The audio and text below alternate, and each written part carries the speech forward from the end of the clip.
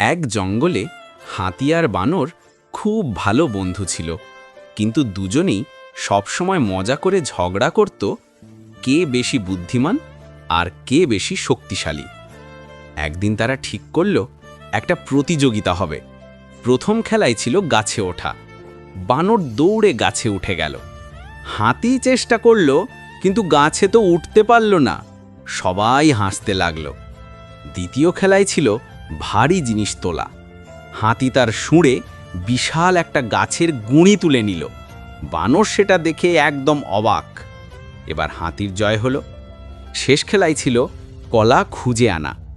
বানর গাছে গাছে লাফিয়ে একগুচ্ছ কলা নিয়ে এলো, কিন্তু হাতি তার লম্বা শুঁড় দিয়ে একবারেই উঁচু গাছ থেকে পুরো কলা টেনে নামালো।